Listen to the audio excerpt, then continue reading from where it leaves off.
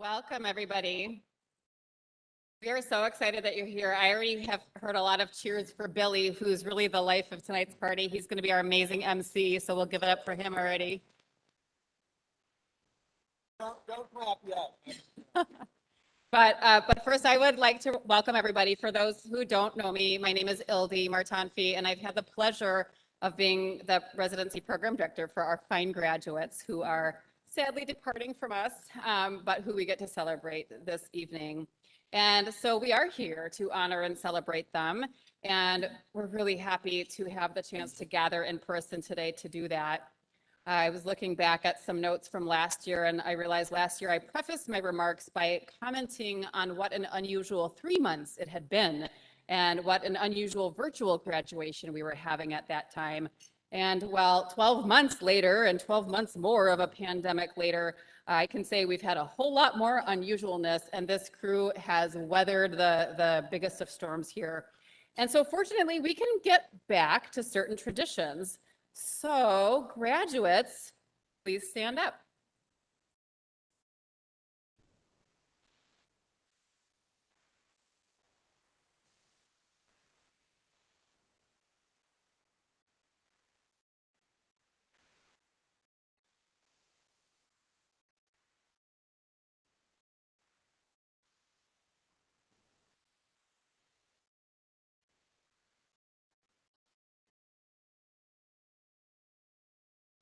Stay standing, stay standing, stay standing. We know we cannot celebrate and honor our grads without also celebrating and honoring all of those who have helped our graduates get to this point. Residency is a long road, and each of our grads is standing here today because they had friends, family, colleagues, residency staff, teachers, mentors, coaches, pets, who all supported them along the way. And so if you are the significant other or a child of a graduate, please stand up.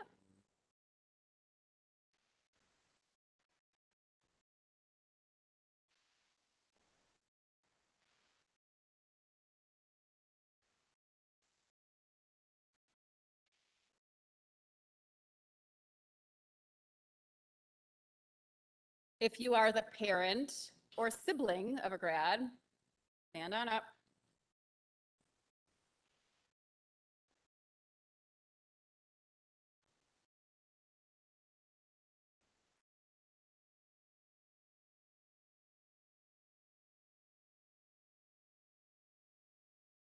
If you are the aunt, uncle, cousin, in-law, or outlaw of a grad, please stand up.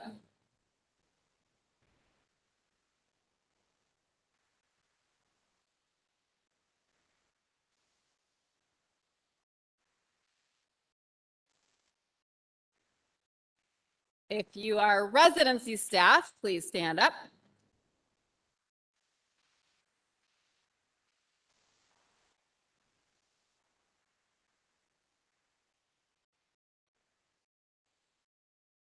If you are faculty, fellow, or co-resident of the grads, please stand up.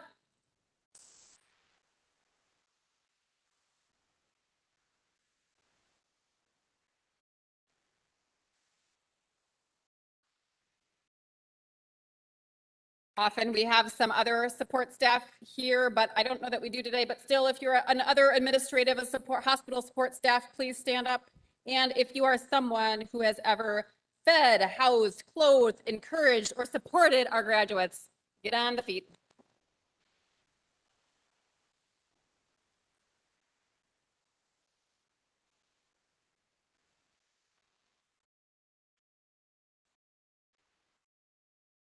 So everybody should be standing and look around and know that it is because all of you that our graduates are here today. You can sit down and relax now. So to our graduates, you're graduating onto new adventures from Fond du Lac in Wisconsin to the Fond du Monde in New Zealand, from Kaiser to Kashina, from Indiana to Integrative Health, from UH University Hospital to UH Upland Hills. You will be leaving us and taking with you the sum of your experiences here. Despite the impact of COVID had on nearly half of your training, we know you're ready for your next steps. And we're so eager to see where the next years of your lives and careers take you. We are thrilled to be able to celebrate you tonight. So let's get on with it. Billy is our fabulous MC, and so he's going to get this party started.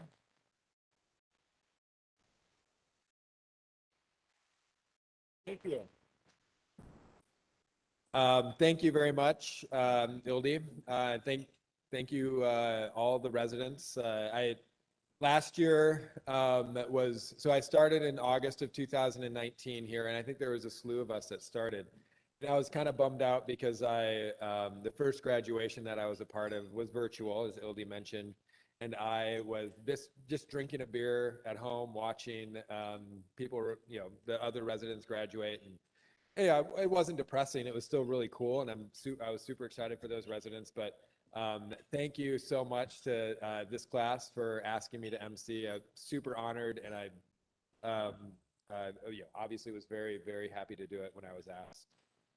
So one of the things, or the themes, I should say, of this past really 2 years with this pandemic that we've been going through was, everyone's been saying how we're all superheroes, and I do believe that's true. Especially our residents who have been putting in more hours, have been subject to more schedule changes, the chiefs enacting those schedule changes, and then just everything that we've asked of our residents and our faculty have, and how they've just gone above and beyond. It's really been inspiring. So I thought that when I was asked to MC, I was thinking about, well, what makes me unique? Why would they ask me to do this? And I really actually still don't know, but I did. The one thing that's unique, at least about my office, if anyone's ever been in my office, is it's full of toys. So I kind of think that it's kind of a fun thing to maybe stay youthful. My wife would probably argue against that, but having my office full of toys is definitely, I think, what makes me me and a little unique. So I got everybody that's graduating today a superhero toy. And when you're given your plaques, your well-deserved, well-earned plaques, we'll make sure that you get those. And I'll talk a little bit about why each toy was given, and it's unique to each clinic. So I will in advance apologize if I miss the mark on what I think of each clinic, but it was really just kind of like, well, this is what this clinic I think of. And this is coming from someone that's been here for less than 2 years, so remember that. And then in case you don't like the superhero I chose for you, I also got a bunch of Bucky Badger toys to go with it. So we'll, as each toy is handed out and as we transition, I will make sure to explain at least my reasoning, or I should say defend myself and defend my decisions.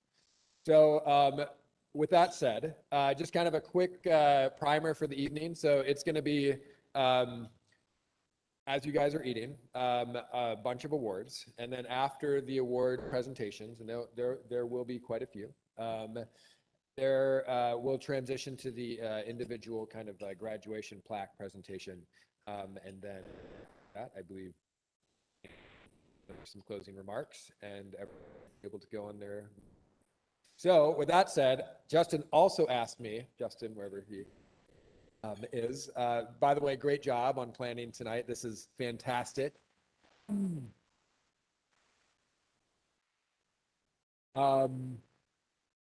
The audio is, everything's basically connected, whether it's the streaming or just this room, everything's connected to this microphone. So try not to stray too far from this mic. All right, with that said, you can start the award presentations.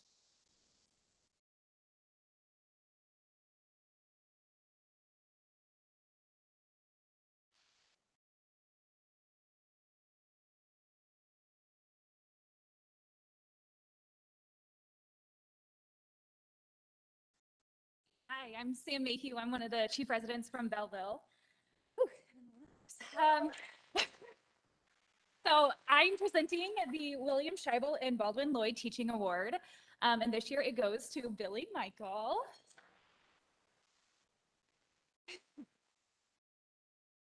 So I can 100% confirm that Billy's wife would call him a nerd because I met her at Meritor Hospital. She's also a physician. And when I was like, oh, you're Jessica Michael, she's like, yeah, I'm Billy Michael's wife. He's a total nerd. So he's not wrong. We have lots of toys. It's going to be super fun, but not surprising. But as Billy said, he's only been out at Belleville Clinic for just under 2 years, but we've gotten to staff and work with him a ton these past 2 years, and it's been awesome. I'm in no way, shape, or form surprised that Billy got this award. He's super approachable. He listens to us when we talk about our plans. As long as it's reasonable, he usually lets us go forward with them. And he always lets us know when there's something else going on. I pulled our Belleville residents as kind of what we're going to remember about Billy Michael when we go. And I think the AAFP chart with intranasal Atrovent is like just right in our foreheads all the time. And I'm pretty sure the pharmacy sales have gone way up on that, Billy. But all joking aside, you've taught us so much these past few years and really how to take great care of patients. I remember we were together over at UW for like 3 days, right when COVID started. And you told me your goal was to make every patient that day either laugh or smile. You succeeded. And I think you do that with every resident you work with too. You make it very fun. So we're really thankful for all you've done for us. And I'm excited for the rest of the residents that get to work with you.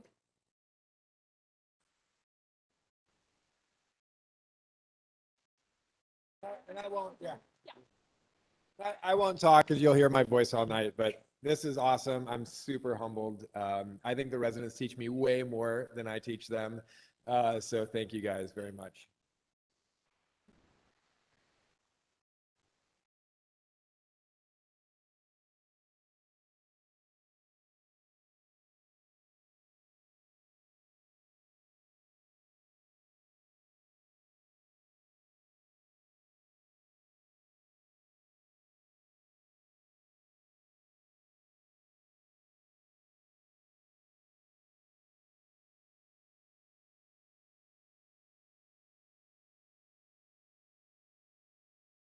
Trying to make eye contact with Beth, but yeah, you get to come up with us. So, hi everyone, I'm Jency Carlson. I'm one of the associate program directors for the Madison residency. Tom Hahn, I'm our associate program director for the Madison program, and we'll let Beth introduce. Hi, I'm Beth Launik. I'm the associate program director up. So we get the honor of presenting the Chief Leadership Awards, and this is a great award to give out every year. So our chief residents are the people who have slaved and toiled above and beyond all of the hardworking things that residents have to do, including they have talked about schedules and then reworked backup schedules and then reworked the rework of the backup schedules and told people that they have to come in when they don't want to and taken the phone calls in the middle of the night and done a ton of work, probably more so this year than ever before. Our chief residents have taken on additional duties. So we want to honor each of them tonight, and I get to talk about 2 of them. So Sam, I'm sorry you don't get to eat for very long because I'm going to talk about you first. So I would like to introduce you guys to one of my role models, Sam Mayhew. So Sam hit the door, already a very talented physician, but I have to say that getting to work with her as a chief has really been a gift. So Sam is incredibly organized in ways that I could only hope to be. I think that she may have a time turner, if any of you are Harry Potter fans, because the amount of things that she can fit into a single day is just incredible. She is very organized and amazingly stays cheerful during times where I think anyone else would be very, very irritated, including myself. So the cheer that she brings to the job is infectious, and really have appreciated the time that we've gotten to spend with her. So Sam, if you want to come on up and get your chief award.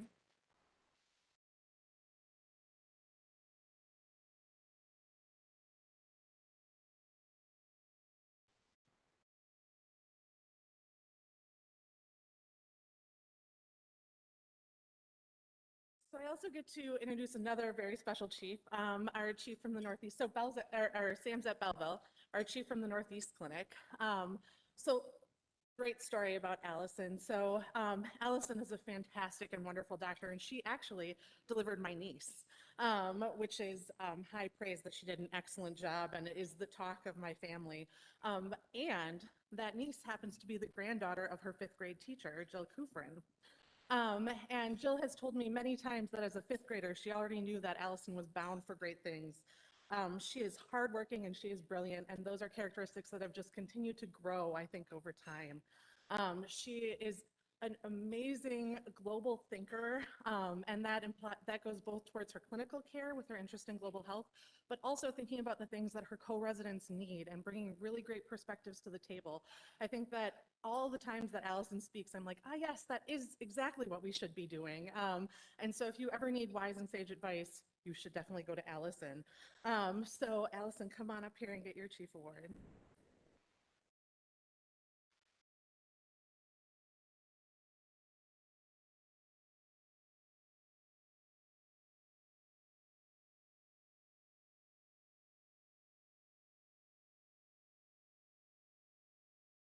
Talk about the chiefs from the other two Madison clinics. We will start with James Ursink up here in the front row. James was our wonderful, steady winger chief this year. And I think one thing that really stood out for me with James is how attentive he was to the needs of the new interns, especially during this last year. It was a very interesting year to be a new intern. And James was just constantly looking out for them, and still managed, I think, to create a great community despite a pandemic. So congratulations. We are so thankful James is staying in Madison and part of our department. And congratulations, James. Thank you.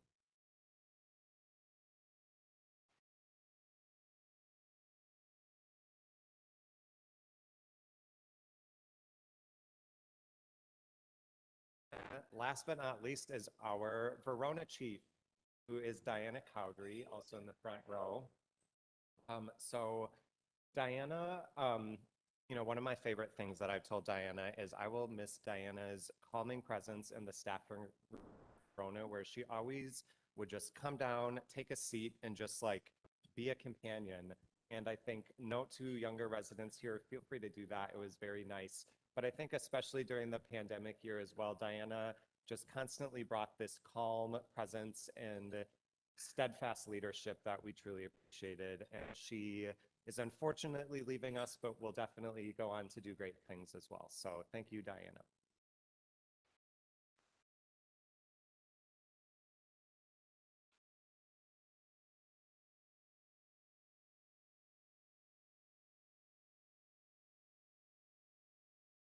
For those of you who are not familiar with the Baraboo program, we're a rural training track north of Madison here. And our first year residents,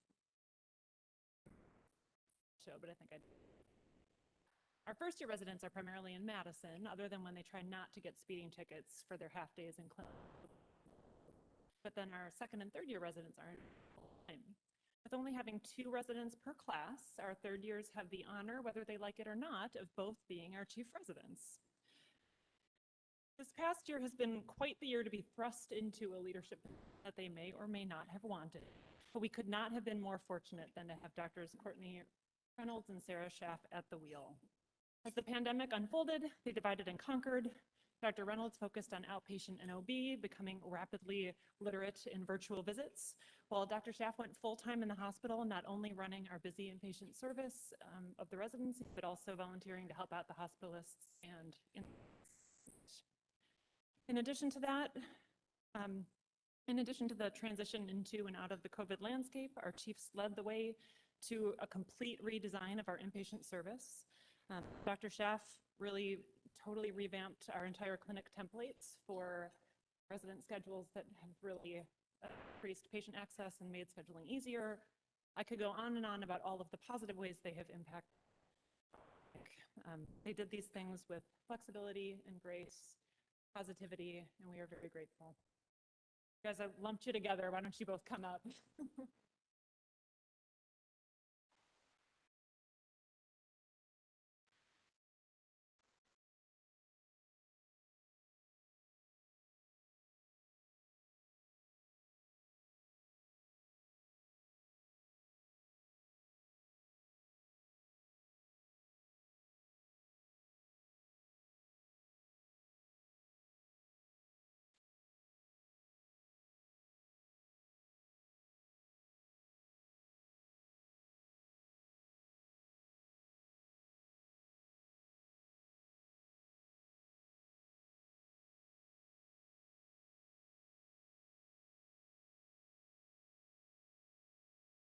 Good evening.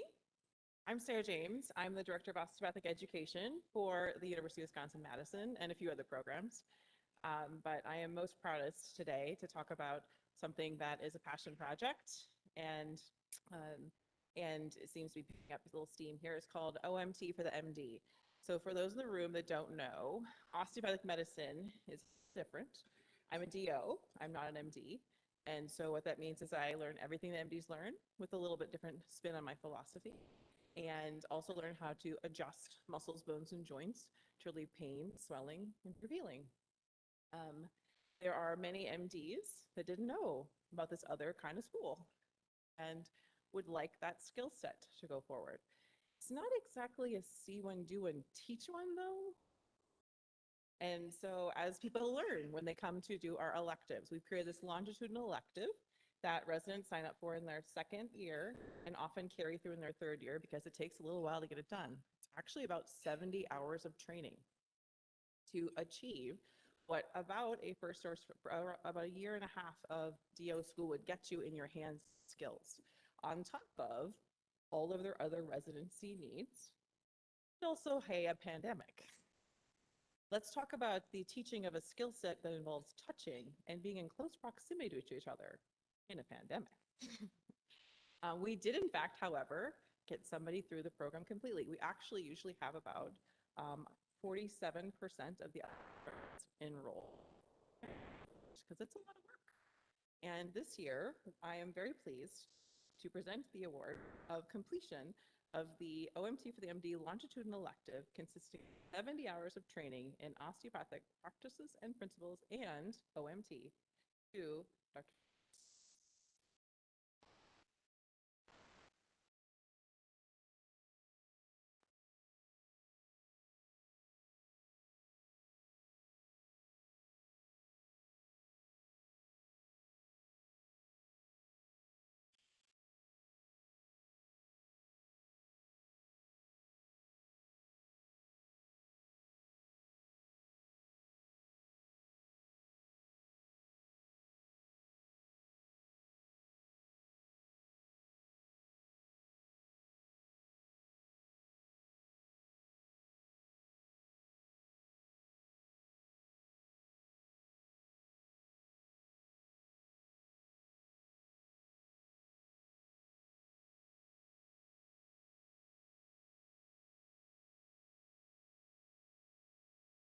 John, Chris, one of the graduating third years.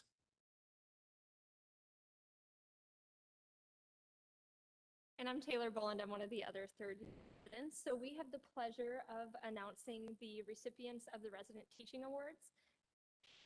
Recipients this year. So as soon as you figure out we're talking about you, feel once we're complete with everyone, you guys can all come back, but we'll try to agree together. So I first met Bob in medical school at a conference. My husband was picking me up, looked across the room and said, "Oh, there's Bob." I said, "Who's Bob?" And he was like, "Oh, you know Bob." I didn't know Bob. But that's how I found out that everyone knows Bob. Not Bob Friedel, just Bob. And he's as well known as Shara Madonna, no last name needed. I went to a conference after that as a resident, and people would say, "Oh, you're UW Family Med. Do you know Bob?" And of course, then I could say, "Yes, I know Bob." His name has traveled far and wide, mainly because of how welcoming and engaging his personality is. It's no surprise that his apartment became the place to be for late night karaoke and piano sing-alongs, and it's no surprise that other residents have acknowledged him for his teaching. So whether it's Bob's epic and IT prowess or hassling the hospital IT guy to come by and organize our chords in the team room, he does everything he does with skill, humor, and grace. Apparently, he crafts his interns just as well as he crafts his cocktails. He really needs no introduction, as it seems everyone knows who he is, but everyone give it up for the one and the only Bob.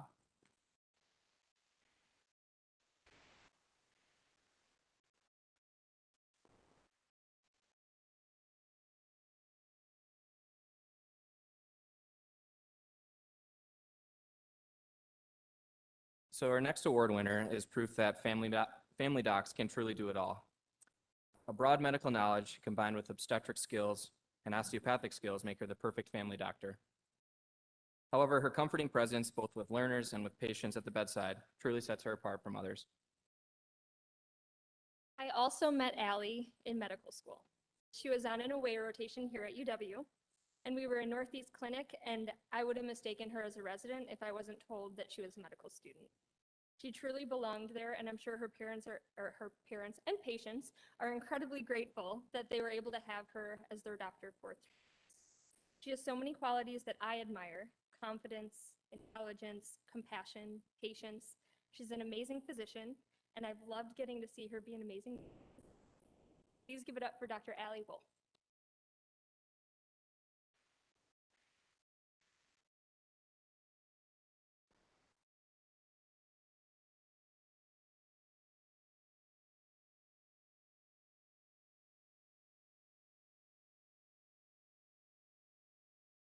During my first few days of residency, I learned a lot, and one of those things is that Sam Mayhew is one of the nicest people I'd ever met. If you look up Midwest nice in the dictionary, her picture really should be there. She's the perfect balance of a lot of things, including intelligence, sweetness, sass when you need it, and a friend to lean on. And man, if you didn't know it, she has a competitive side. What was John Yeagel's loss was Nick and I's gain, and we are very happy to be your adoptive intern buddy at Belleville. Despite a busy residency schedule, she always seems to have time to teach and help in whatever way she can. Her positivity and contagiousness, her positivity is contagious and well reflected in every medical team she leads. I will not miss Sam calling me in on backup shifts, but I will miss just about everything else. I'm proud to present the third award to a great friend and role model, Dr. Sam Mayhew.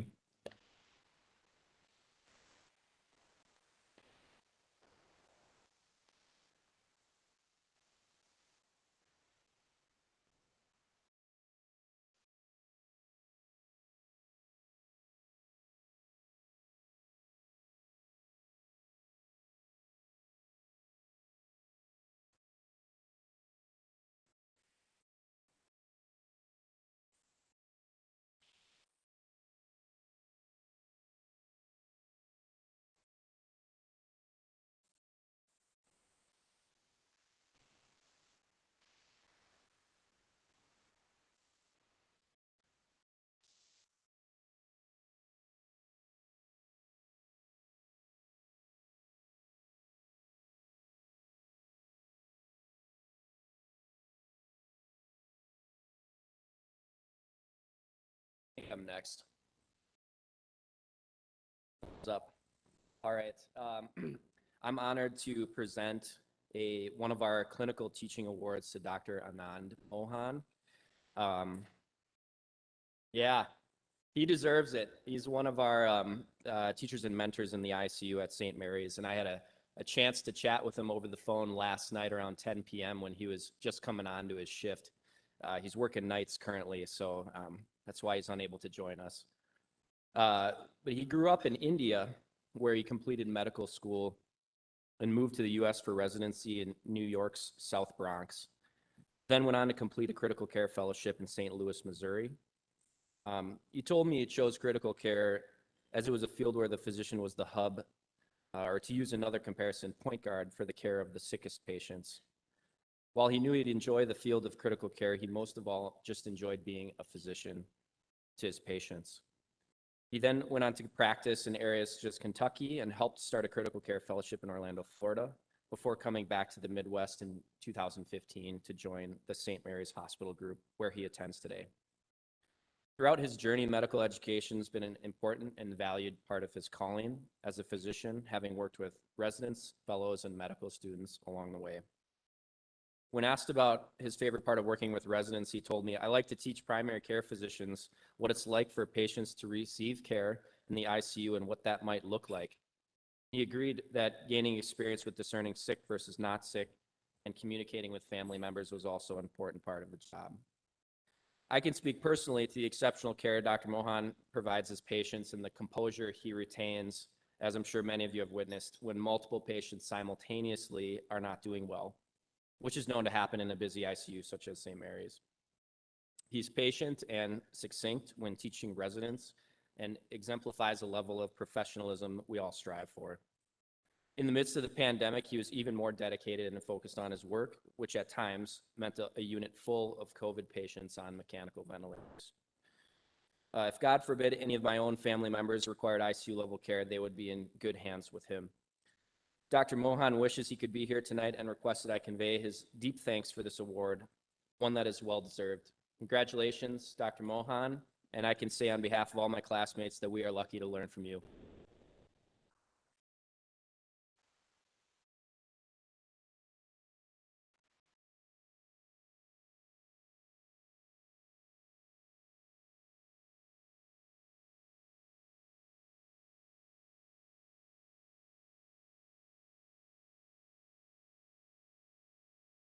I have the honor of presenting another clinical teaching award. This one is going to Ann Allen, one of the pediatric hospitals. So this clinical teaching award is given out to a physician outside of the Department of Family, goes above and beyond as a teacher to residents within our program. This year's winner is one of the most delightful mentors most learners in our program have been privileged to spend time with on our. Her smile and relaxed demeanor always sets the stage for optimal learning, both during patient care and dedicated teaching sessions. As every resident ever once said, yes, Ann Allen is on this week. It's my pleasure to present this clinical teaching award to Dr. Ann Allen. Can't be with us tonight.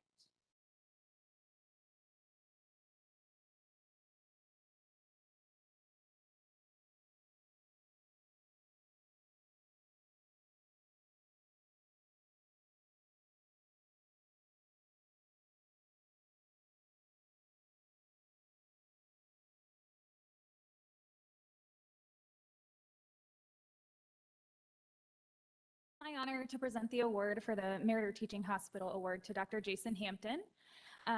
Dr. Hampton is a wonderful attending for so many reasons, but he's so dedicated to his patients and to teaching residents. I was lucky enough on my last OB float shift, last one, to work with Dr. Hampton for an induction. We were managing it together, and he told me the next day that he had to be home to spend the day with his in-laws. Some of us, maybe even most of us, would use our OB schedule to get out of hanging out with their in-laws, but not Dr. Hampton. He was really excited for the next day. He stayed till the very last moment, and he delivered the kiddo the next morning. Just another great example of how dedicated he is to his patients. And I'd say he's just as dedicated to us residents. He's always keeping us involved, always helping us when he knows we need it, always updating us and teaching us all along the way. We can't thank you enough, Dr. Hampton, for all your guidance and teaching these past 3 years, and the current residents and future residents are so lucky to keep working with you. He couldn't be here tonight, but we all appreciate everything you've done.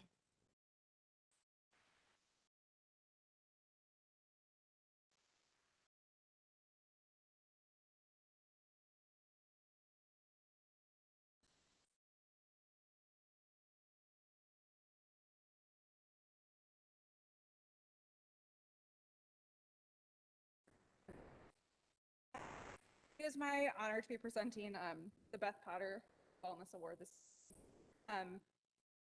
feel a little bit hard.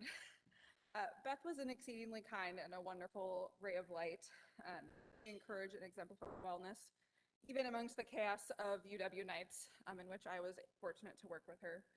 I know she would be honored to have this wellness award in her name. Even more thrilled that tonight this award goes to her friend, Adrian Hampton. So Adrian embodies and supports wellness in many ways, and she does this for herself, residents, and her patients. She runs our AWARE curriculum, which focuses on mindfulness training for residents. She frequently encourages and takes walks when in clinic and on inpatient services, and has made some special trips to the Viola Sioux and the Arboretum close to St. Mary's. She also has a passion for yoga and how that can positively impact our minds and bodies, which she's able to share with her patients. So please join me in congratulating Adrian Hampton for the Beth Potter A Wellness Award this year.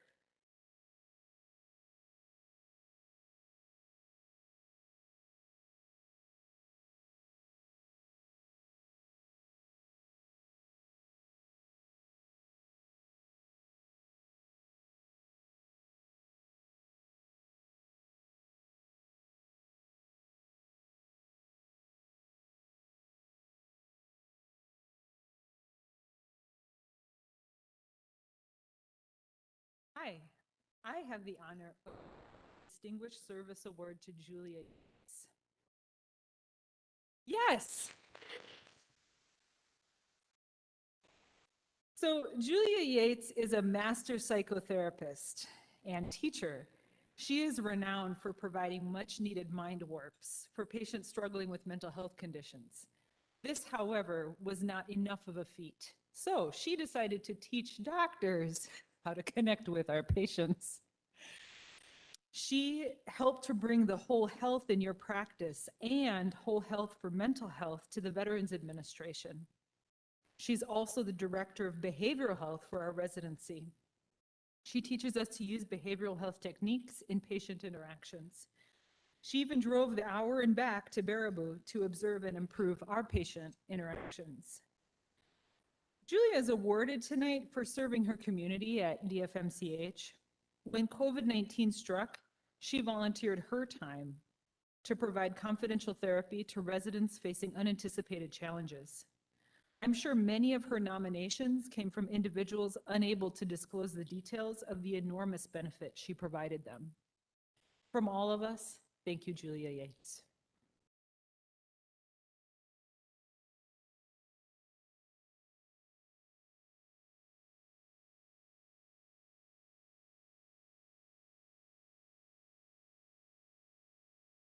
My background is also in social work, but I needed an MD as well because I did not have this kind of talent.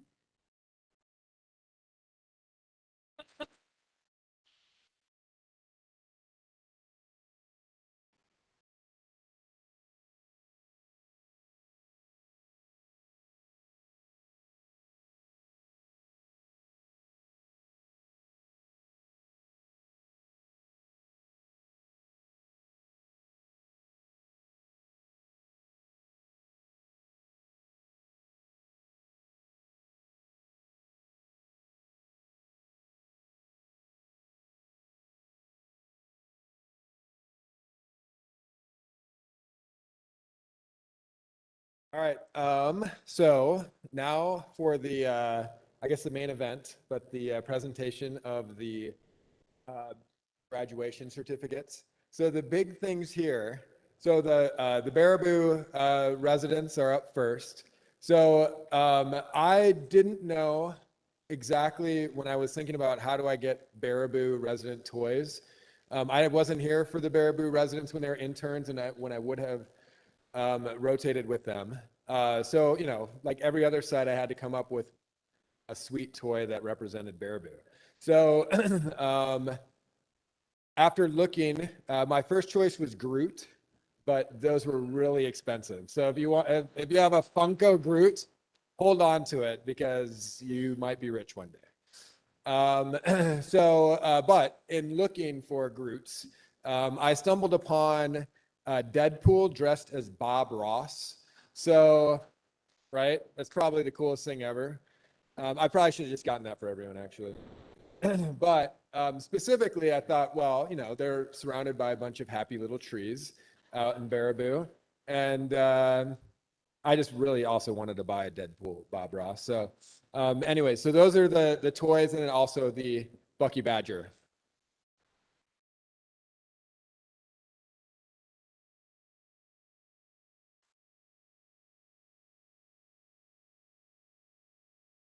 Really curious about what superhero was going to be identified with Baraboo. So there you go. Not expecting that one. So I have the honor of starting with our first graduate certificate for Dr. Courtney Reynolds. Unfortunately, her mentor was not available. Mentors, so I get to do it. So as a Wisconsin native, Dr. Courtney Reynolds came to us from medical school here at the University of Wisconsin-Madison. And from the first day of clinic, she became an asset to our program and really a delight to have. She creates strong relationships with her patients who immediately identify with genuine warmth and compassion. She has consistently gone above and beyond, eagerly seeking additional OB experiences. Even more impressively, in my opinion, she cheerfully tackled the challenge of our intensive new inpatient service, working tirelessly and providing excellent care in spite of inpatient medicine being something that she doesn't enjoy of medicine. She advocated for best practices in clinic in the setting of COVID. She constantly sought and worked on ways to improve. In fact, she even agreed to let me film her receiving feedback as a part of a course I participated in to improve skills. Now, getting feedback is difficult, getting filmed is difficult, and the two together is the worst. So thank you again. In addition to navigating the inherent challenges of residency, also came to residency as a second child a few years later and has these difficult and often flexibility and which is not. So from here, Dr. Reynolds and her family will be moving to Dodgeville, where she'll be working with her co-chief, Dr. Schaff, at both outpatient and OB. They and her future patients are extremely fortunate to have her. Courtney, we will miss you very much. Thank you.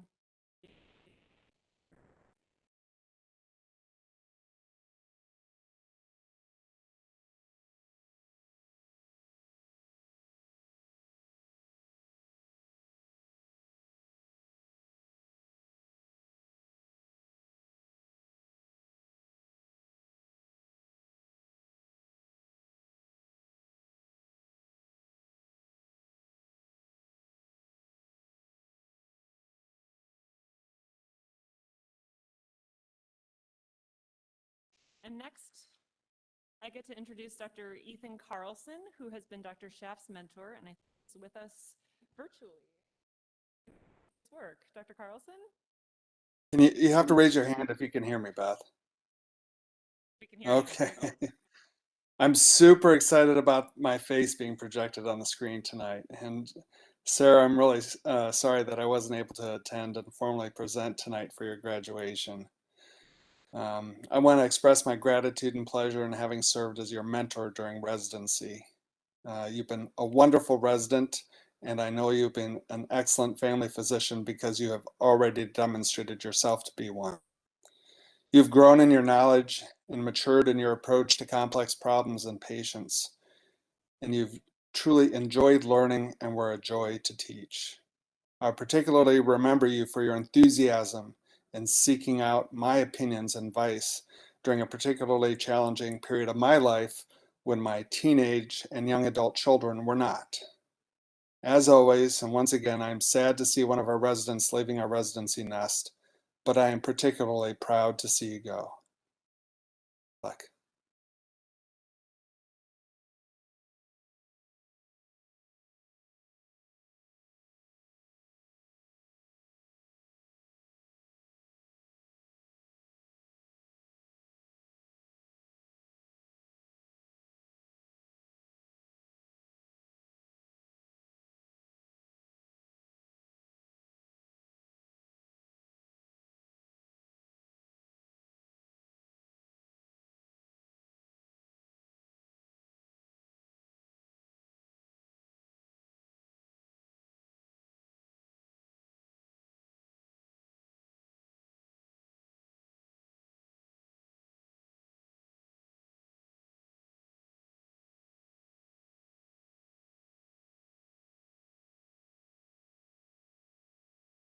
Sorry, I gotta get the toys out.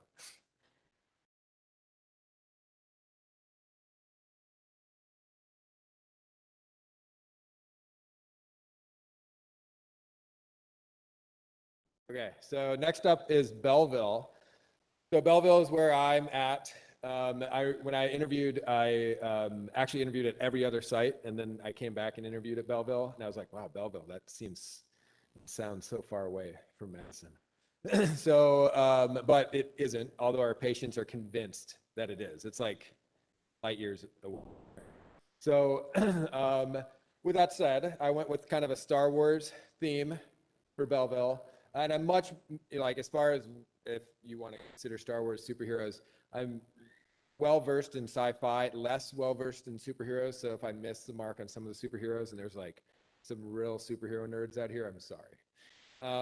But for Belleville, I chose The Mandalorian because we're kind of out there in the outer rim, doing what needs to be done, kicking butt, taking names. So anyways, so Yes, I will introduce Jency first. And then, yes, everybody gets a Mandalorian toy and a Bucky Badger.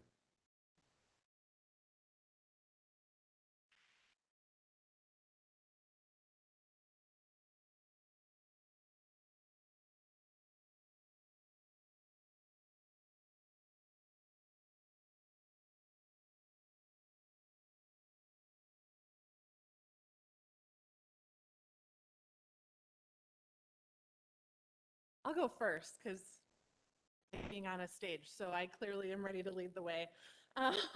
So I get to talk about Dr. Nick Squires, who you've already gotten to hear a little bit about tonight as the only resident who completed all the hours of training for the MD.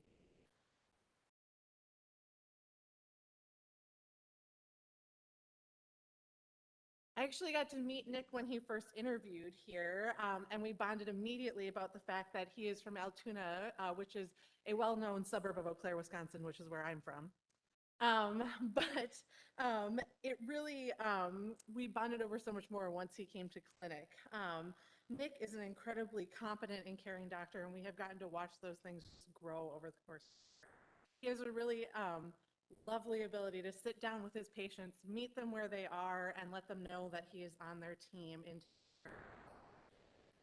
One of the things that I think many of you may know about Nick is that he's a little bit of a nerd. And it's one of the things that I'm going to actually miss most about Nick. He has an enthusiasm about the medicine that is just unparalleled. And the number of times that Nick has sat down to tell me about a really interesting case, I can't even count. He is going to bring that spirit and enthusiasm with him to California, where unfortunately we've not convinced him to be a rural doc, but maybe someday back, as his partner is going to be doing a fellowship. We will really, truly miss you at Belleville, Nick.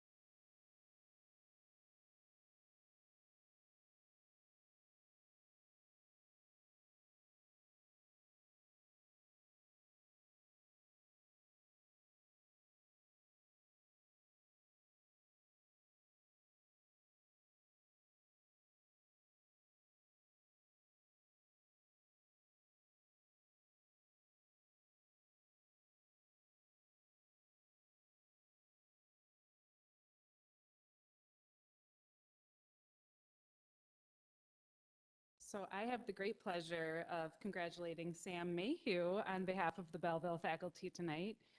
We've already met her in a few of her roles, so I will mostly echo what has already been said about Sam.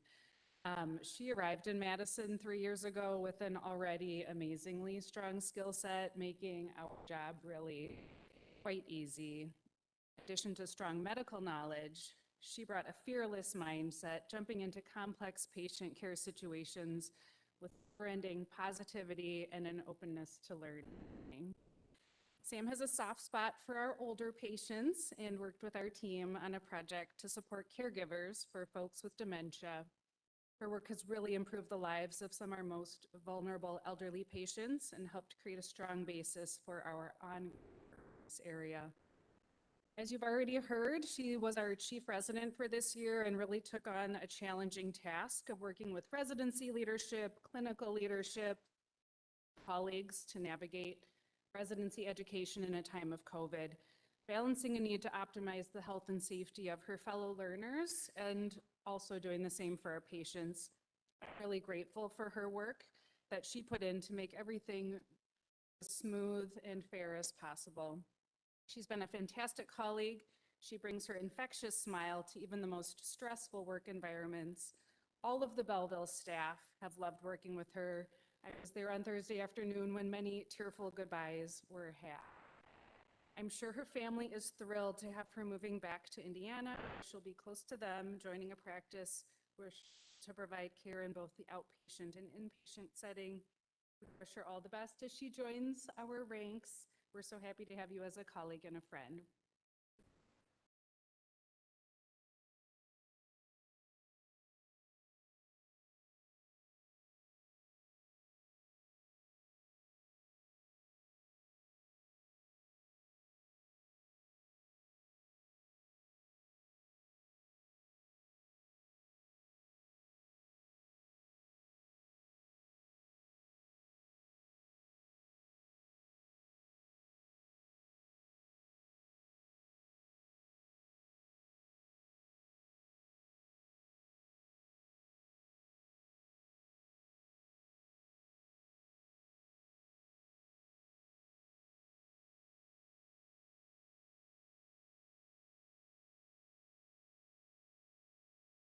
So I have the great pleasure of introducing Taylor Boland Rigby. Dr. Boland, as I know her best, has just been a pleasure to work with since the very start of residency. She is consistently a calm presence at our clinic. I don't think I've ever seen her really frustrated or in a bad mood. She always seems to handle things with a grace that I think is uncommon among. So she has made my job easy as well as a mentor.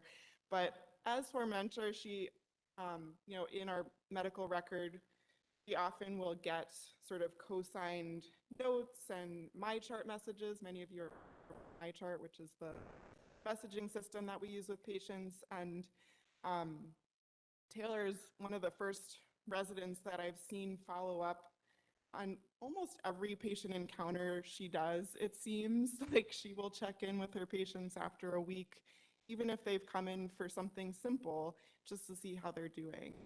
She really brings that caring presence to all of her patient care. She's also a really tireless advocate for patients from the local to the national level. She's worked on issues like voting rights at our clinic, get out the vote, and she in particular has advocated for patients who struggle with substance use disorder. And I'm so grateful that she's going to be staying with us another year and continuing that work. So excited to have you back. So she's going to be doing the academic fellowship next year with us. Congratulations, Taylor.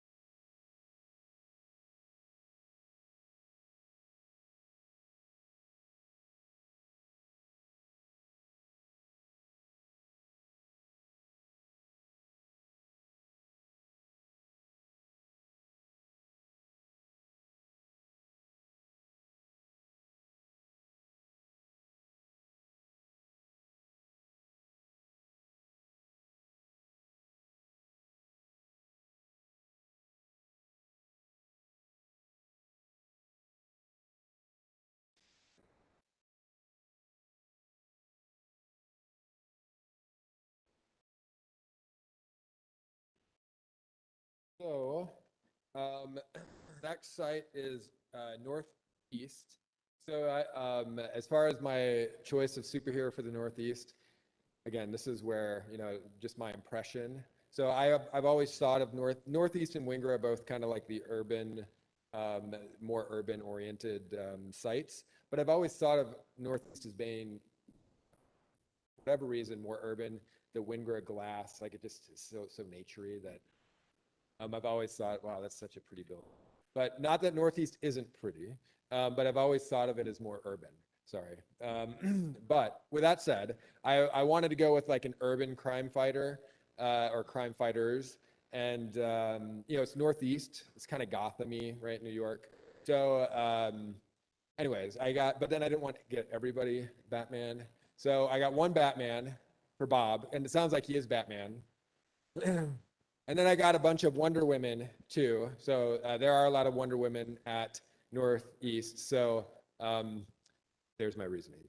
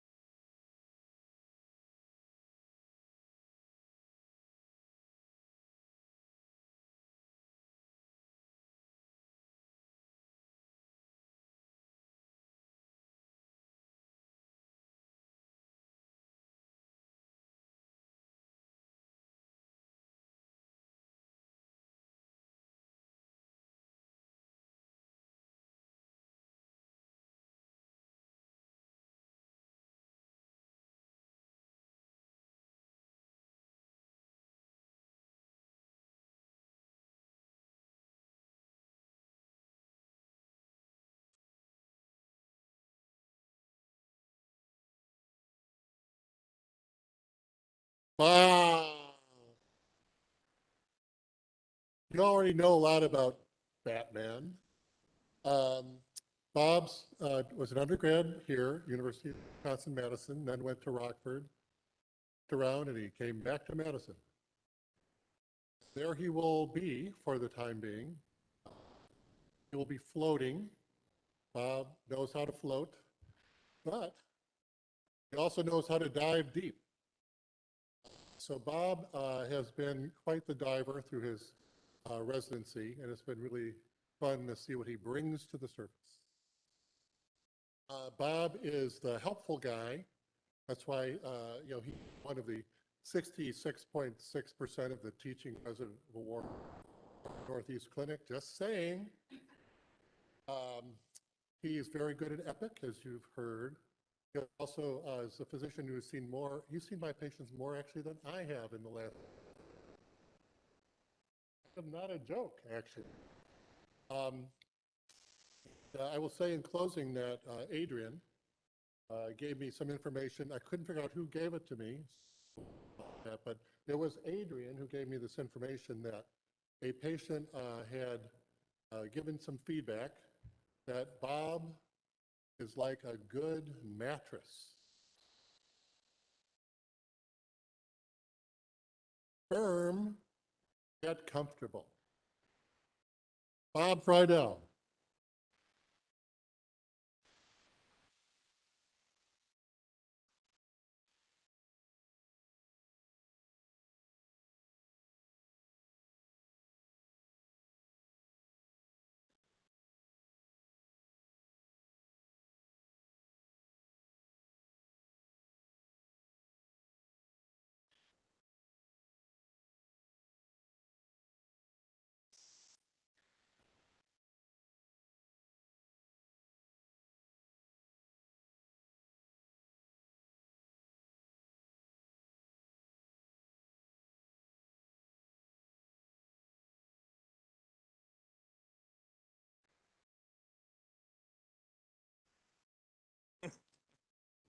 All right. I have the pleasure of introducing Dr. Allison Jeunesse. I'm standing here, actually, I was not Allison's original mentor when she started here in Madison, and because of the transition of one of our colleagues to a different state, Allison asked me to be her mentor midway through her second year. And I'll say in a year with lots of challenging jobs, mentoring Allison Jeunesse was not one of them. She could not have been easier in that respect. So I made notes actually because I had so much to say, I had trouble filtering it. So this is my attempt to filter it. So Allison arrived in residency with interest in the relationships that family medicine provides, in teaching and in leadership, and I think it's safe to say that she has excelled by leaps and bounds in all of those. Her ability to build relationships with patients is really a sight to watch. She embraced the opportunity to teach and develops a supportive coaching style that fellow residents just praise. And then there are her leadership abilities. Being a chief resident during COVID, do we really need to say more than that? But what impresses me most about Allison is that nothing seems to phase her and nothing seems to change her. She started residency with this combination of enthusiasm, self-confidence, and compassion that just infuses everyone around her, and she hasn't changed a bit. Put simply, she's a joy to be around, and she brings that joy to every room that she's in. Given how much effort Allison put into being her chief this past year, I wanted her fellow residents to have a voice in what was said on her graduation. So over the last few weeks, I've asked a few of our Northeast residents to answer a simple question. What do you appreciate about Allison? Here's what they said. She's positive and non-judgmental, enthusiastic and dependable, humble, approachable, and compassionate. She takes initiative and isn't afraid to step up. She takes the time to listen when someone else is having an exhausting day. She'll never say no to an adventure. She's an awesome human and a friend. So those are all pretty great, and that would seem like a great place to stop, but there's one other response that I got that just had to be the closer. I quote, "When I think of an amazing female leader who cares about those around her, I think of Hermione Granger, and I also think of Allison.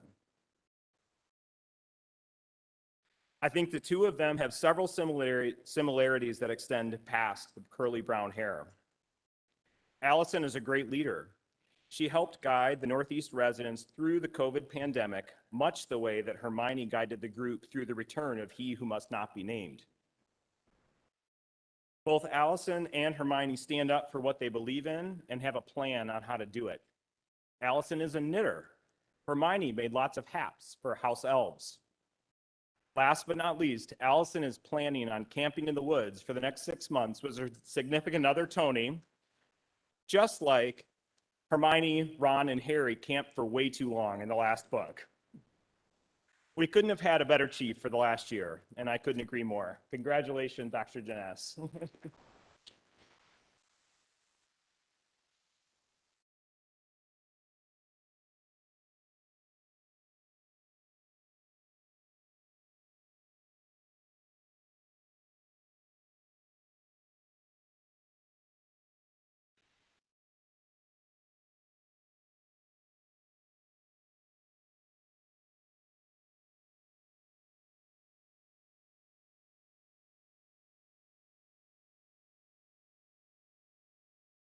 Speak about Allie Wolf. It's just a privilege. Famous person once said, individual commitment to a group effort, that's what makes a team work, company or a residency program work, a society work, and civilization work. That famous person was Vince Lombardi. How appropriate for Allie Wolf, who got married at Lambeau Field, right? I mean, really, that's really something. Allie Wolf exemplifies to team. Commitment to patience, caring, is kind, is thorough, respects the people she is in the room with. She's exceptional at weaving osteopathic principles and practices into the care she delivers and does it in an extraordinary way. Commitment to learning. Has unbounded intellectual curiosity. Nothing gets past her. She's looking into it. It's there. She does active pursuit in a non-defensive way. It makes all of us learn. Commitment to colleagues. As a supportive partner for her fellow residents and a wonderful contributor to the program the last 3 years as well as to Northeast. Commitment to principles. Ellie has a deep belief that rural communities and underserved populations need care. She took the initiative to organize her residency, image of what it needed to be for her to be ready to participate as a physician at the Menominee Tribal Clinic, working in parallel with the rural health patient track that we have, and also doing a rotation at the clinic to see if that was her future. And a commitment to community. He has a profound connection to diversity, equity, and inclusion. Has made that not just a source of belief, but a source of action. Her efforts leading micro-learning programs at Belleville, her leadership in our residency anti-racism education and advocacy area group were all just remarkable. And she was honored with our prestigious McGovern-Tracy Award a few months ago in respect of those efforts. And a commitment to family, and we've seen that on display tonight with Sanaya and with her parents who are here, and that is deep too. So Allie Wolf has spent her time at Northeast and inspired us with her gentle manner, her unshakable dedication. And we are appreciative of her time with us because it's just been a privilege to be her faculty, and she'll be missed. She will accomplish much in her future. We're proud of Allie Wolf. Vince Lombardi would be too.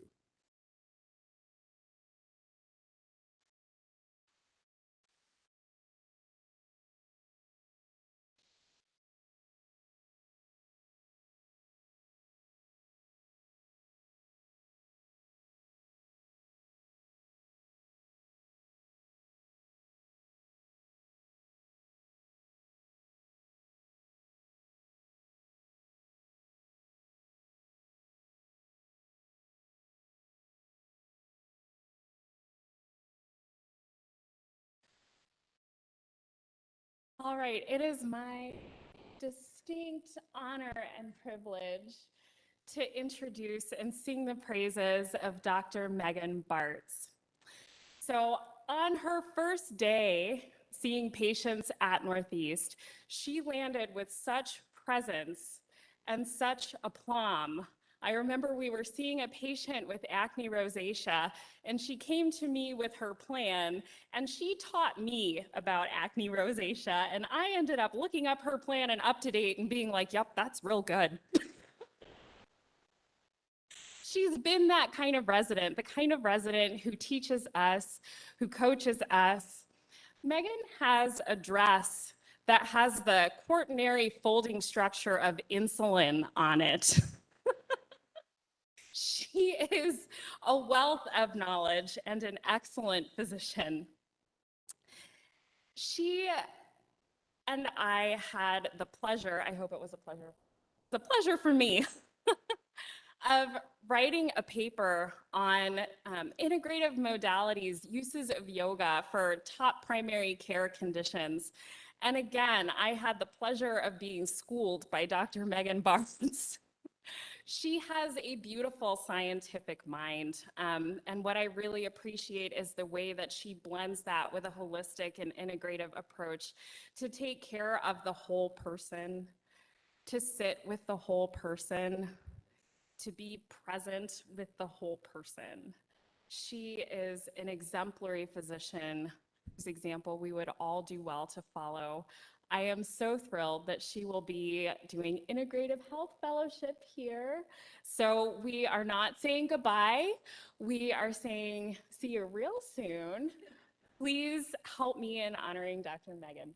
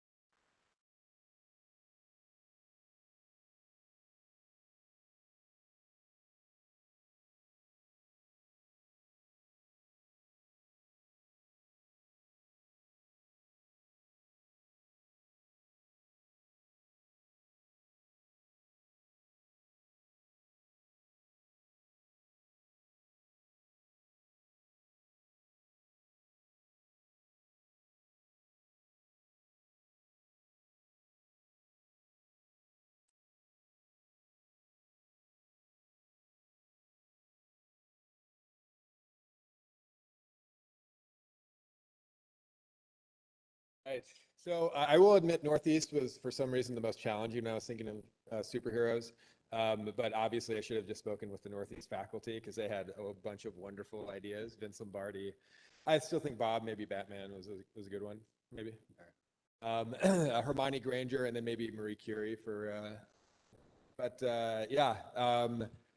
Wingra was also, or I'm sorry, Verona was also a little challenging in that I first actually got the Buckies for Verona because well, maybe not everybody knows, but all of Verona is going into sports medicine. So I wanted every time, and I don't know, in my when I'm getting people toys, I'm thinking, oh, they're for sure going to put them on their desk. So I'm just going to go with that. So they all have them on their desks, and then whether they're in California, Georgia, or 2 in Minnesota, they would always get asked about their Bucky Badger and have to defend Wisconsin sports. So that was my initial thought. They're still getting, obviously, a Bucky Badger. But I also thought that I could probably do better with a superhero. So I went with the Black Panther. So I'll have to do a little explaining here. So Black Panther, Chadwick Boseman was also Jackie Robinson in 42. So that was who I wanted. I wanted Jackie Robinson, and they don't have a Jackie Robinson, fortunately. But they do have a Chadwick Boseman as Black Panther. So that's why I chose that.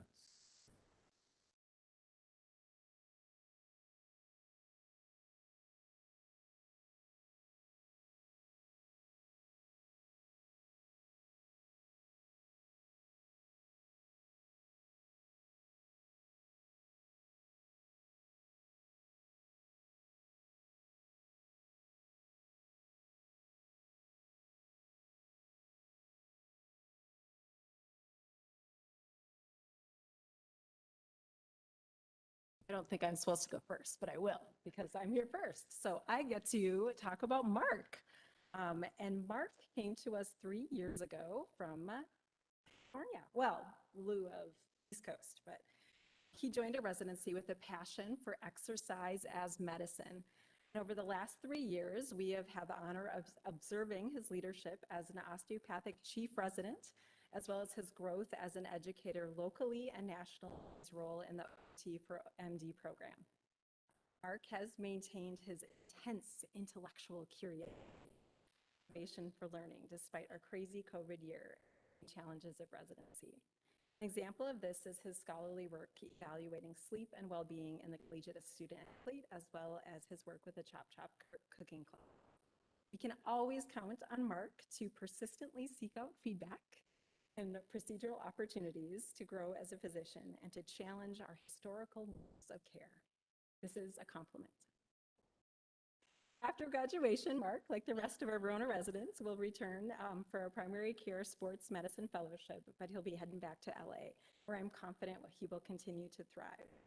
But what I will miss most about Mark is that I can always count on him with a very dark cup of coffee, and he's willing to get coffee with me at any time. I had the honor of doing a workout with him on our attending medicine service. He reminded me it's very important to exercise, and we got to work out to the body project together. It's intense.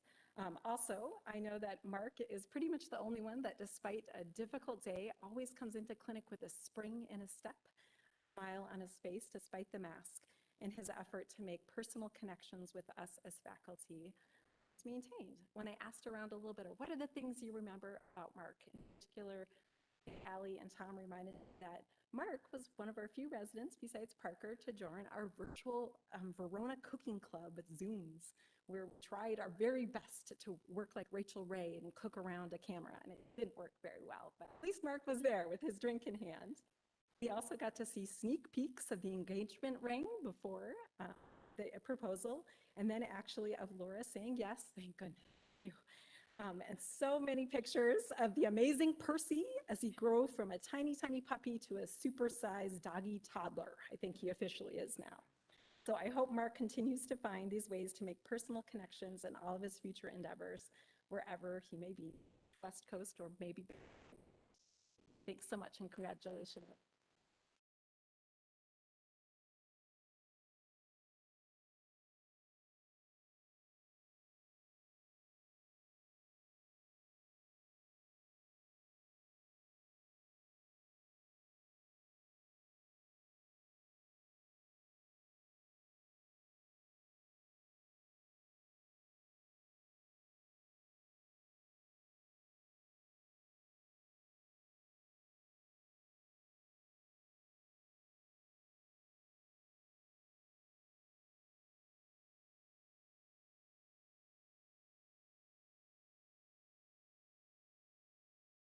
Hello again.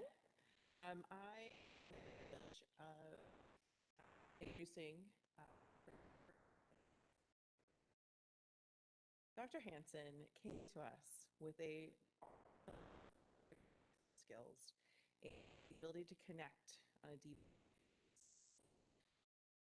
throughout his time in demonstrated leadership and scholarship at the program, in the clinic, in our as well as on a national level, his interest in sports medicine. I had the opportunity to spend a session with him, morning session with him, sorry, and I got to really observe him just like a couple weeks ago, and he is both his hands and it's beautiful. I'm so proud.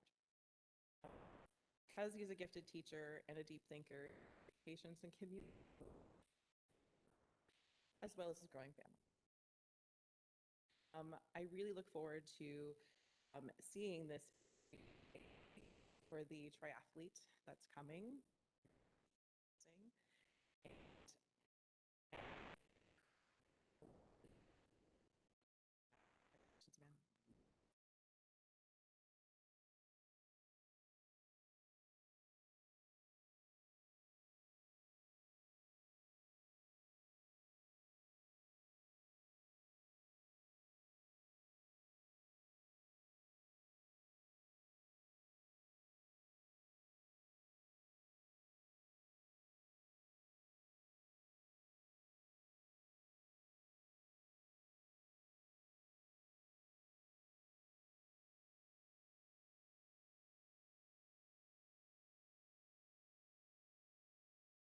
have the honor to talk about Dr. Stacy Shelay. As you've heard tonight, an unprecedented number of our graduates will be entering sports medicine fellowships next year.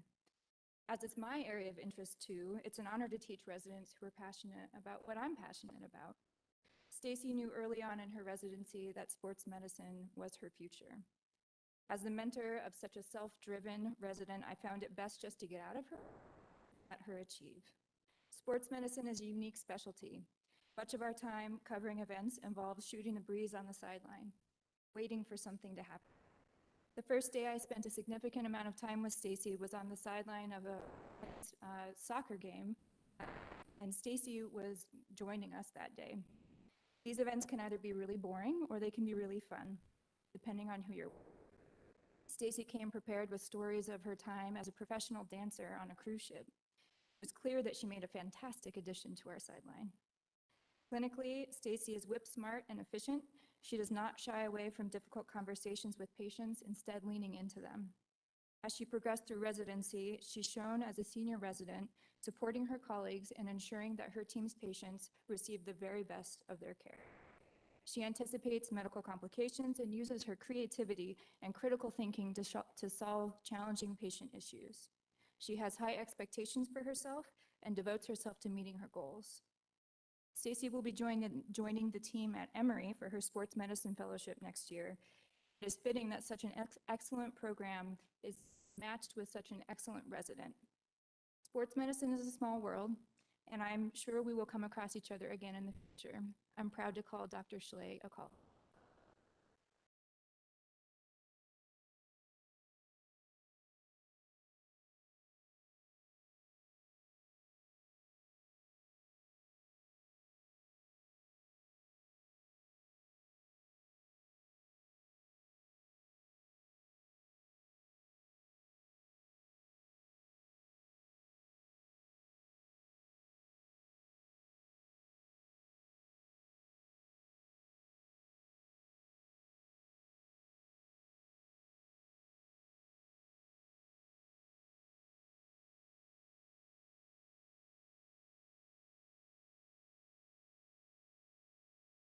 And last but not least, for the second time, is Diana Cowdery.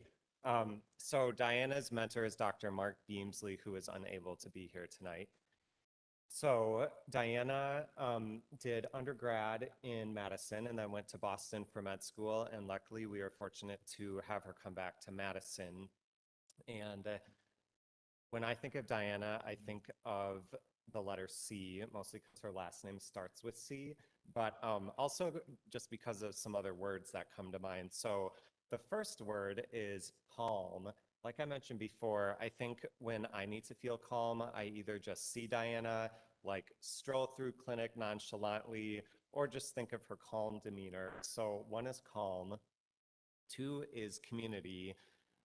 Especially this past year and throughout residency, she's really built a sense of community, and not just amongst the strong team of Verona residents, but also amongst the residency staff. I think more than other people in clinic even, she just knows everyone and people know her, and it's not because she's shouting and she's loud, but it's because she's intentional about forming relationships, so community.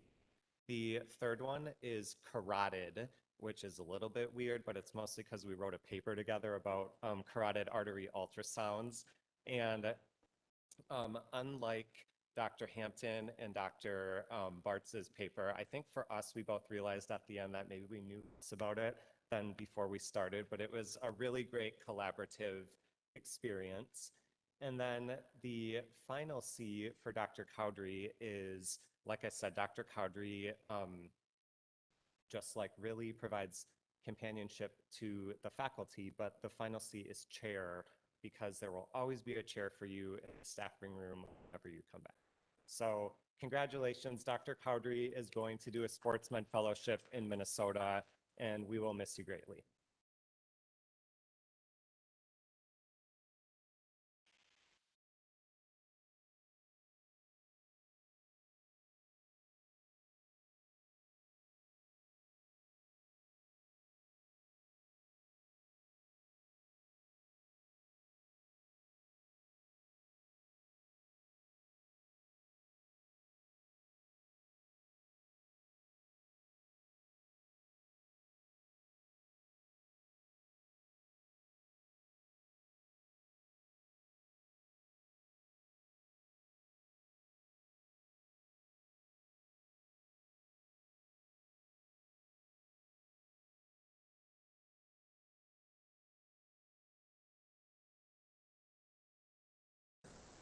So lastly, WinGra. So yeah, I've already complimented the amazing glass structure, new building of WinGra. So I'll move to why I chose a transformer for WinGra. So specifically Optimus Prime. So, I mean, come on, they're like, WinGra, you have so many things that you just have to, case manager, your social worker, your interpreter, and you're obviously also a physician, and usually all in the same visit. That happens at each site, certainly to a degree, but without a doubt happens most frequently at. So, Optimus Prime.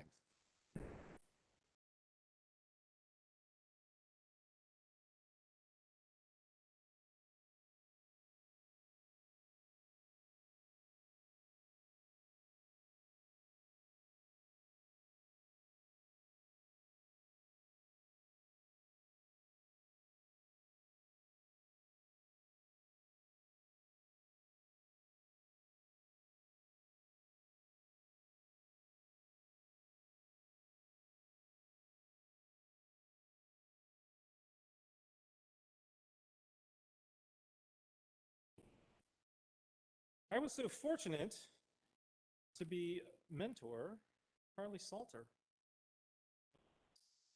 Wonderful ride the last 3 years. So she's a Wisconsin native from Fond du Lac. Went on to UW Oshkosh and down to St. Louis and returned Madison for residency. My introduction to Carly, I don't even know if we had started yet. It might have been like during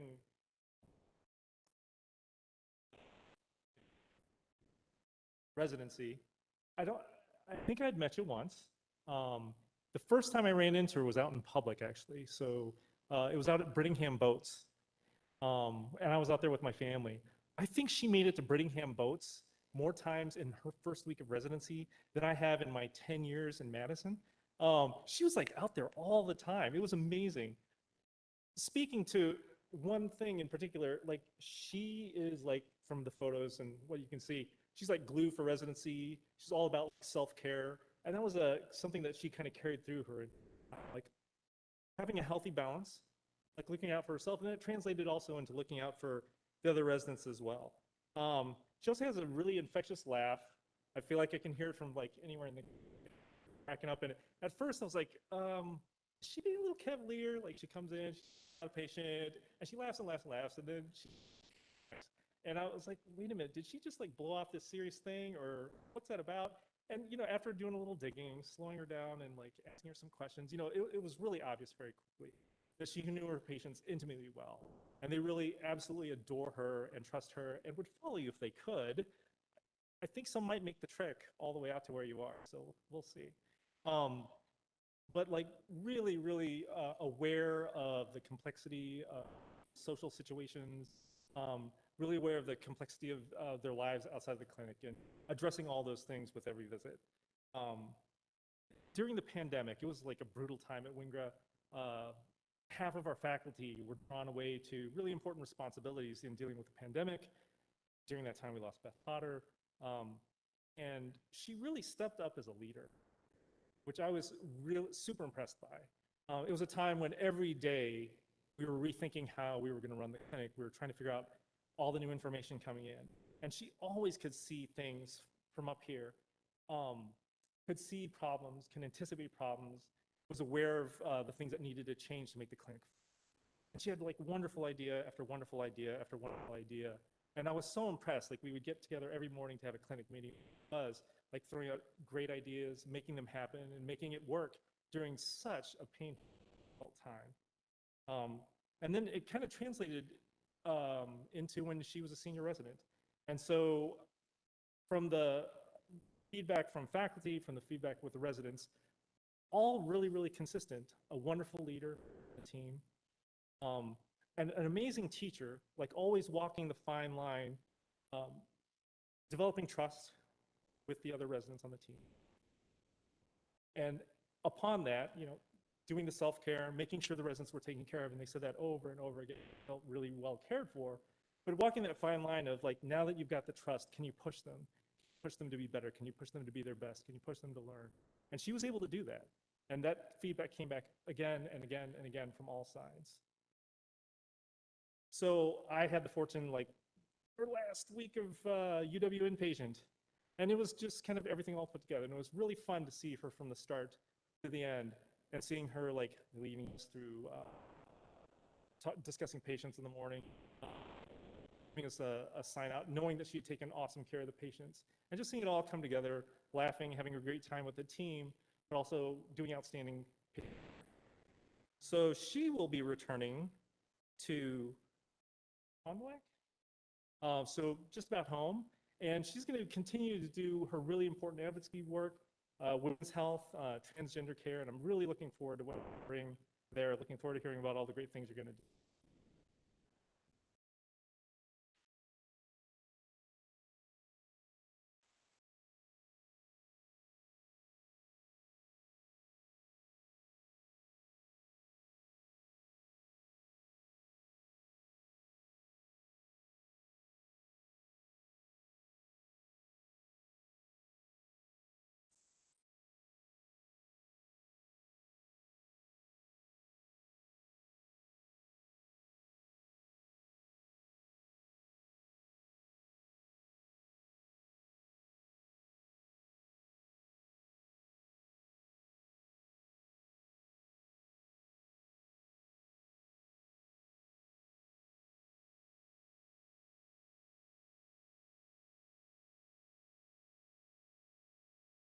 I have the pleasure of presenting James, who I can't see. Where are you?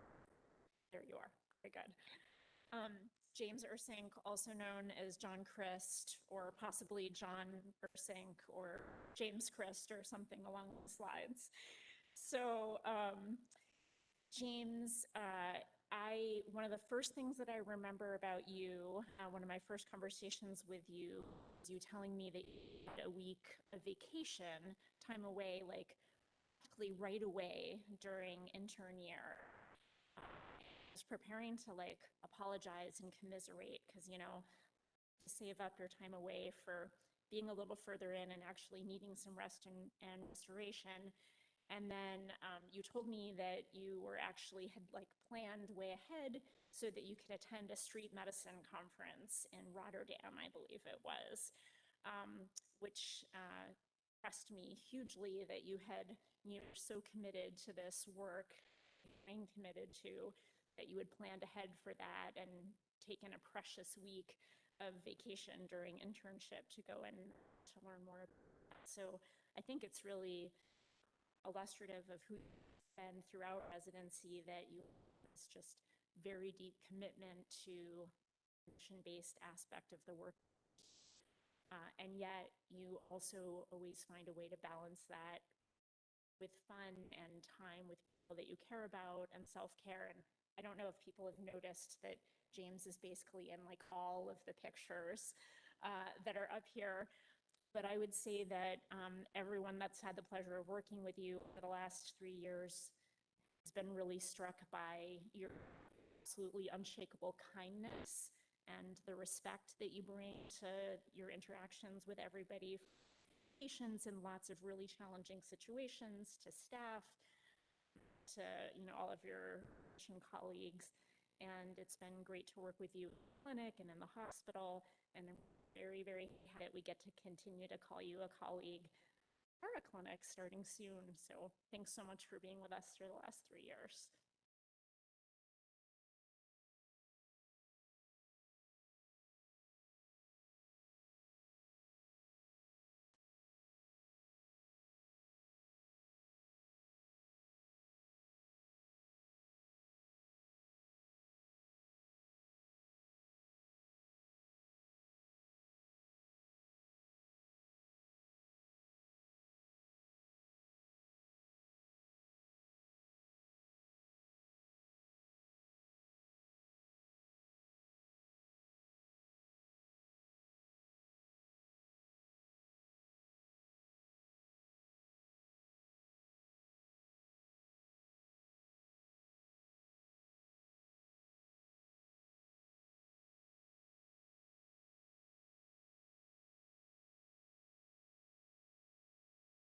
So it's my honor to talk about John Christ. It has the distinction of being the first resident that I've mentored in my faculty career, and as John puts it, our mentorship arrangement came about only because his former mentor, John Temte, had to dump him during a lunch meeting at Taqueria Guadalajara across from Winger Clinic because he was transitioning to being the associate dean of the medical school. But what was John Temte's loss was certainly my gain. And mentoring John has been, the best parts of my job for the last couple of years. And I think this is in no small part due to John's extremely affable personality, his down-to-earth nature. And these qualities have really served him well, developing strong therapeutic alliances with his patients. And it's always a pleasure to deep connections that he has with his patients. And he's particularly attentive to the psychosocial factors impacting his patients' care. As Billy Michael mentioned, we often have to kind of serve in the role of being almost like a social worker. And John was so into psychosocial factors that I invented this backstory in my head for him that he was a social worker before he went to medical school, which is not actually, that's not true. And so when I brought that up during a recent mentor meeting, that led to a very puzzled look from John. But he, even if he did not actually have that experience, I think he maybe had it in a past life or metaphysically somehow. John's ability to connect with people not only with his patients, but it extends to the whole team. And John had wonderful relationships with our really diverse teams at Ingra. While our MAs love all of our residents, only select residents ascend to the pantheon that is curated by our MA Shay at her desk. And I'm pretty sure that John was up there. In addition to his people skills, I was always struck by the maturity of his clinical decision-making, his thoroughness, and I was always reassured when I saw him coming to staff with me that he would have a really well thought out and comprehensive and assessment and plan. He also had really excellent procedural skills, and he certainly taught me a lot more about musculoskeletal injections than I taught him. So John is returning to his home state of Michigan. Some content is really the hand state, but I think us Wisconsinites know better that we're actually the hand state. And he's going to be doing a sports medicine fellowship, and he then plans to integrate sports medicine into a general family medicine practice, which will be an invaluable asset to his patients. And he's an excellent physician, and his patients will be lucky to have him. Congratulations, John. We will miss you.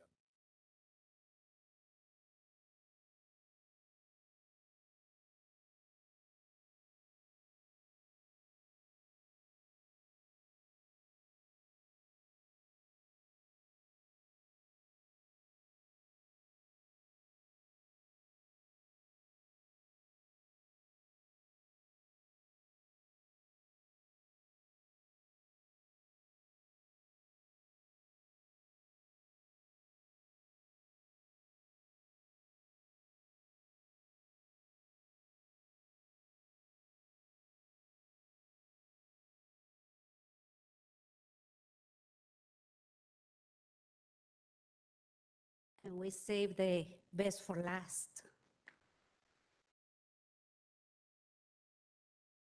Sí se pudo, Andrea, sí se pudo. This is like deja vu for me.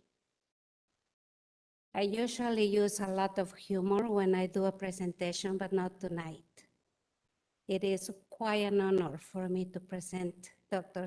Andreas Soares. Just imagine doing all of this that you have been hearing tonight, coming to another country, learning a different language, enduring discrimination and racism every day.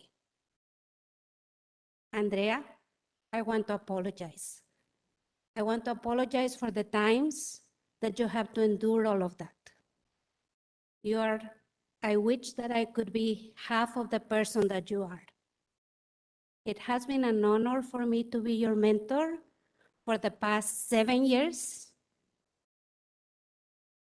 And if there was an award about being kind and patient and resilient, you will get it twice. This last year has been a very difficult year for our community, the Latinx community. We lost a lot of people. We had a lot of people that were ill.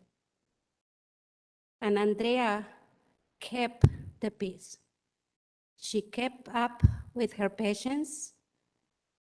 Everybody will look at her and say she's quiet, but you don't know her. She's one of the strongest women I have ever had the pleasure of meeting. Andrea, I want to also apologize for the people that said not to even apply to our program. They were very wrong, because look what you have done for us. And I want to apologize for not keeping you here, because the people that didn't want to give you an opportunity for you to stay here is going to see how wrong they were. I'm sorry you're going to have to go to California, but thank you for telling me you're coming back, because there is always going to be a place here for you despite whatever anybody will tell you. Si se puede, si se pudo y se va a seguir pudiendo.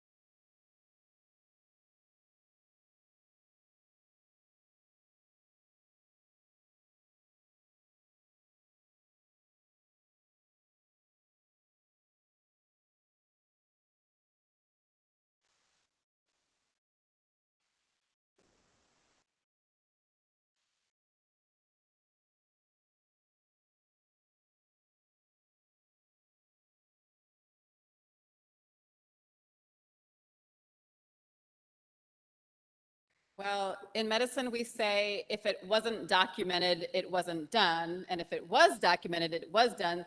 So I think we've got photo evidence that Sophia is going to be, the next member of our residency class in whatever year it would be. I don't know, my brain can't do that math right.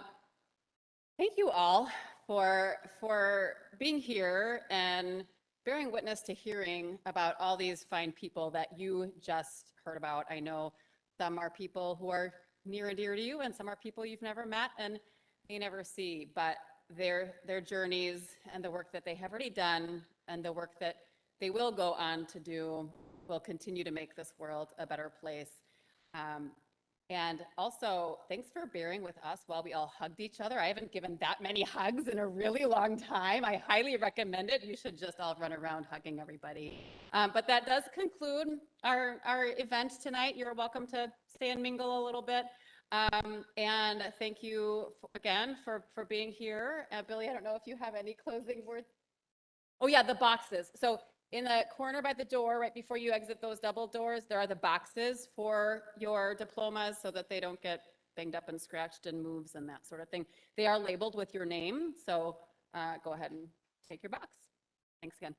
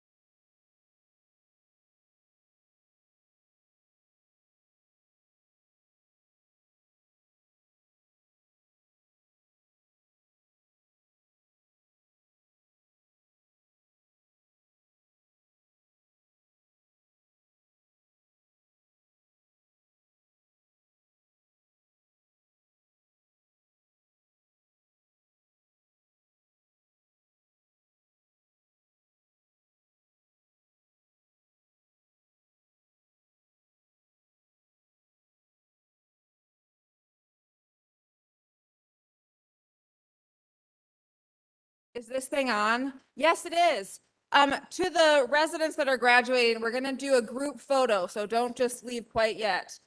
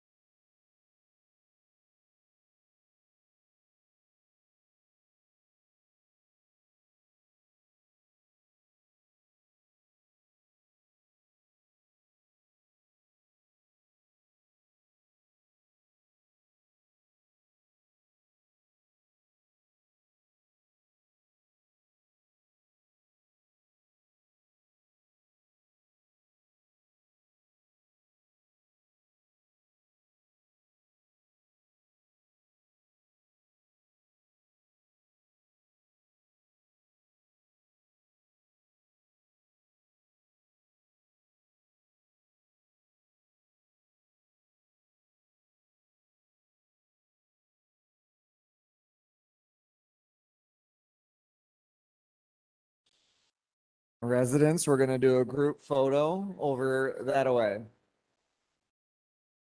Outside, that way.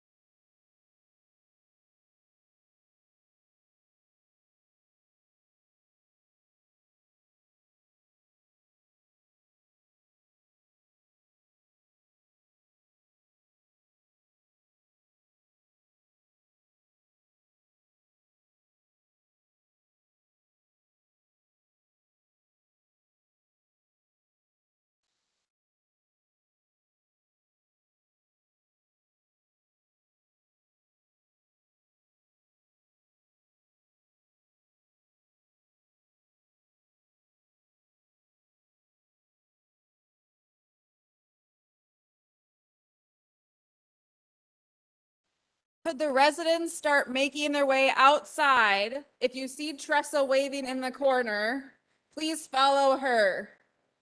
We're gonna do pictures out on the steps. We have some tired babies we're trying to get home.